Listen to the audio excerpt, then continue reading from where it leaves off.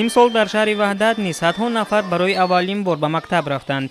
ҳама муассисаҳои таълимии шаҳр дар доираи талаботу меъёрҳои муайян дарҳои худро ба рӯи хонандагон боз намуданд. аз ҷумла дар муассисаи таълимии шукронаи шаҳри ваҳдат бо садо додани занги аввал хонандагон соли нави таҳсили 2021-2022-ро шурӯъ намуданд. имсол дар ин мактаб беш аз 100 кӯдак ба синфи як қабул шуданд. ба муносибати рӯзи дониш дар ин муассиса чорабинии рангини фарҳангӣ пешниҳод шуд. дар барнома омӯзгорону толибилмон баромад намуда ватан, сулҳу ваҳдат ва зебогиҳои тоҷикистони азизро васф карданд. боиси зикр аст ки соли равон ҳама муассисаҳои таълимии шаҳри ваҳдат ба соли нави таҳсил ҳамаҷониба омода карда шуда аз таъмиру навсозӣ бароварда шуданд. масъулин барои фароҳам овардани шароит дар муассисаҳои таълимии шаҳр кӯшиш ба харҷ доданд, то ки дар соли нави таҳсил сатҳи илмомӯзии хонандагон беҳтару хубтар гардад.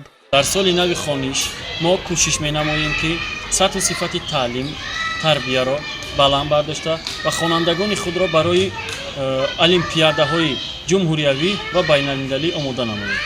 бояд гуфт ки мактаб манбаи илму ҳунар, хислатҳои вафодорӣ, дӯстӣ, озодандешӣ ва сулҳпарварист. боиси хушҳолист ки роҳбарияти давлат ва ҳукумати ҷумҳурии Тоҷикистон ба соҳаи маориф таваҷҷӯҳи махсус зоҳир мекунад. бунёду навсозии муассисаҳои таълимӣ ва бо техникаву технологияҳои ҳозиразамон муҷаҳҳаз намудани онҳо далели ҳамин гуфтаҳост. дар натиҷаи ин ғамхориҳои ҳукумати мамлакат шароити таълим дар шаҳру ноҳияҳои ҷумҳурӣ беҳтар гардида хонандагон дар рӯҳияи ватандӯстиву хештаншиносӣ тарбия меёбанд.